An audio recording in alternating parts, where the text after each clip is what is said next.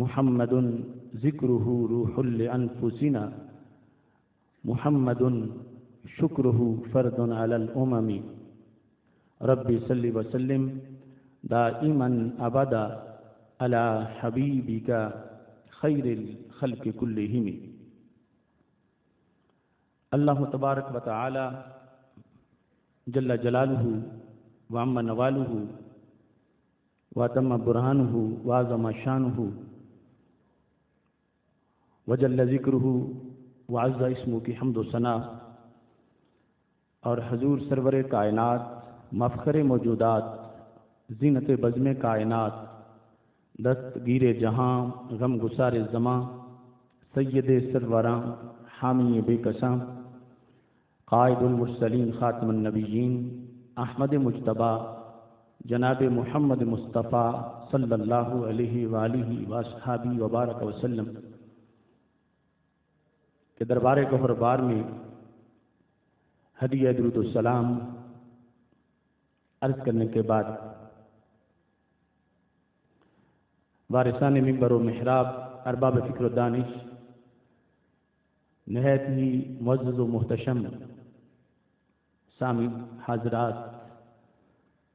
رب ذوالجلال کے فضل اور توفیق سے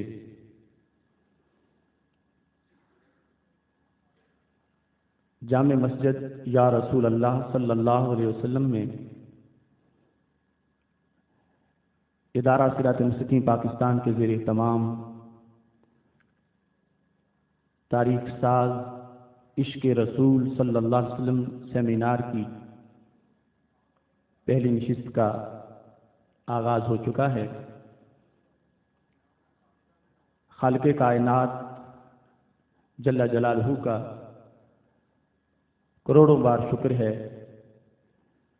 کہ اس نے ہمیں تاریخ کے اس نہایت نازک اور حساس موڑ پر یہ علمی فکری تحقیقی گلشن سجانے کی توفیق عطا فرمائی ہے۔ میری دعا ہے خالق کائنات جل جلالہ اس سیمینار کے انعقاد میں کوشش کرنے والے تمام کارکنان کو اور شرکاء کو اجر عظیم عطا فرمائے۔ آپ حضرات کو معلوم ہے غازی ملت غازی ممتاز حسین قادری نے گستاخ رسول صلی اللہ علیہ وسلم سلمان تاثیر کو واصل جہنم کیا۔ 4 جنوری سے لے کر آج تک بڑی استقامت کے ساتھ وہ اپنے کردار کی روشنی میں موجود ہیں، اور اللہ کے فضل سے علماء حق نے پہلے دن سے ہی ان کا ساتھ دیا ہے۔ ادارہ صراط مستقیم پاکستان کی طرف سے 9 جنوری کو ایوان اقبال لاہور میں تاریخ ساز تحفظ ناموس رسالت سیمینار کا انعقاد کیا گیا، اور اس کے بعد 19 جنوری کو لاہور سے اسلام آباد کاروان عظمت رسول صلی اللہ علیہ وسلم چلایا گیا۔ ملک کے طول و عرض میں اور بیرون ملک کانفرنسیں کی گئی، سیمینار کیے گئے، پریس کانفرنسز کا سلسلہ جاری رہا، مختلف چینلوں پہ حق کی آواز گونجتی رہی کہ غازی ممتاز حسین قادری نے کوئی جرم نہیں کیا، وہ امت مسلمہ کے ہیرو ہیں، اور انہوں نے ایک ایسا کردار ادا کیا ہے جس کردار کی روشنی اللہ کے فضل سے صدیوں تک محسوس کی جائے۔ غازی ممتاز حسین قادری کے اس کردار کو جہاں عاشقان رسول صلی اللہ علیہ وسلم ہر طرف اپریشیٹ کر رہے تھے اور کر رہے ہیں، وہاں یہود و نصارہ نے اور اسلام دشمن قوتوں نے اس کردار کو معاذ اللہ دبانے کی کوشش کی اور میڈیا پر مختلف قسم کی پابندیاں لگائی گئیں اور نام نہاد سکالر ان کو ٹی وی چینلوں پر لا کر غازی ممتاز حسین قادری کے کردار کو معاذ اللہ مسخ کرنے کی کوشش کی گئی۔ اللہ کے فضل سے ہم نے غامدی جیسے لوگوں کو اس موضوع پر چیلنج بھی کیا، دلائل بھی دیے اور ایسے لوگوں کی بیٹریاں خاموش کرا دی، لیکن بڑے افسوس سے کہنا پڑتا ہے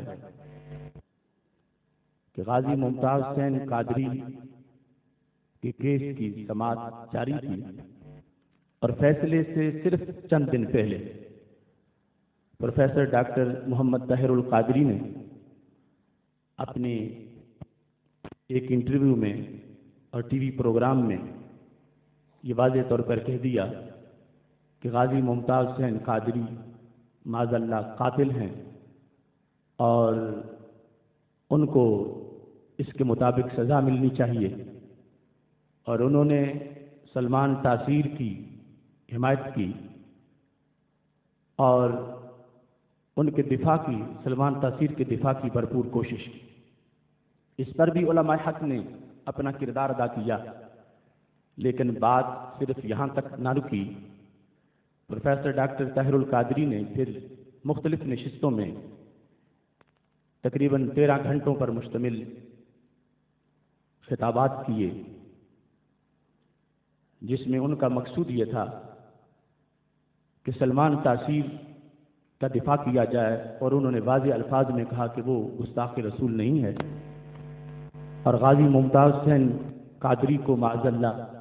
مجرم قرار دیا، اور تمام علماء اہل سنت، مشائخ کرام جو روزانہ مختلف محاذوں پہ بڑھتے ہوئے غازی ممتاز حسین قادری کی حمایت کرتے ہیں، اور لاکھوں کروڑوں عاشقان رسول صلی اللہ علیہ وسلم، ان کے بارے میں ڈاکٹر قادری نے واضح طور پر یہ کہا کہ یہ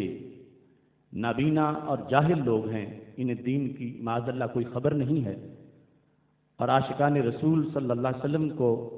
یہ دھوکہ دے رہے ہیں اور گمراہ کر رہے ہیں، اور معاذ اللہ حرمت دین کے تقدس کو پامال کر رہے ہیں۔ مختلف قسم کی گالیاں اور مغلظات علماء اہل سنت کو دی گئیں، اور ساتھ ایک طویل بحث چھیڑ کے اصل مسئلہ کو گم کرنے کی کوشش کی گئی، اور تطویل بلا طائل کے تحت اپنی گفتگو کو انہوں نے مکمل کیا، تاکہ منہاج القرآن کے لوگ یہ کہیں کہ 13 گھنٹے دلائل آ گئے ہیں اور اس کے مقابلے میں اب سب لوگوں کو خاموش ہو جانا چاہیے۔ ان 13 گھنٹوں میں بہت سا حصہ تو ان کی اپنی تعریف پر مشتمل ہے،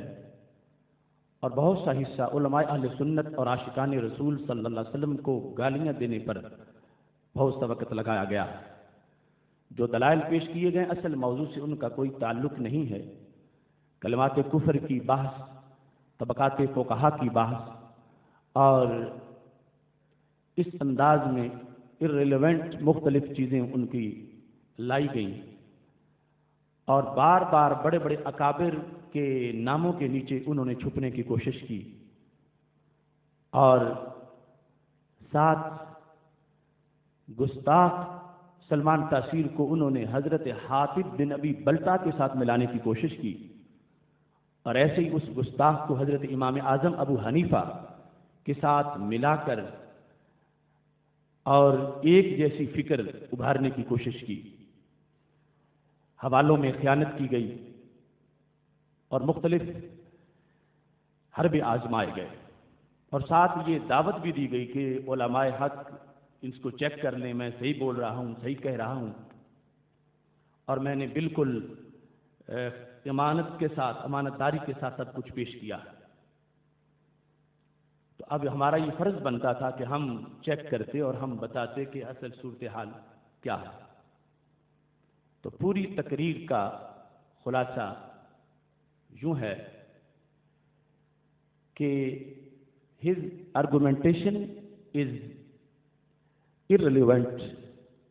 and unrelated. His reasoning is faulty. He put blame on Ghazi Mumtaz Hussain Qadri and his supporters. He distorted the facts. اس شخص نے حقائق کو مسخ کرنے کی کوشش کی اور غازی ممتاز حسین قادری اور ان کے حامیوں پر مختلف قسم کے الزام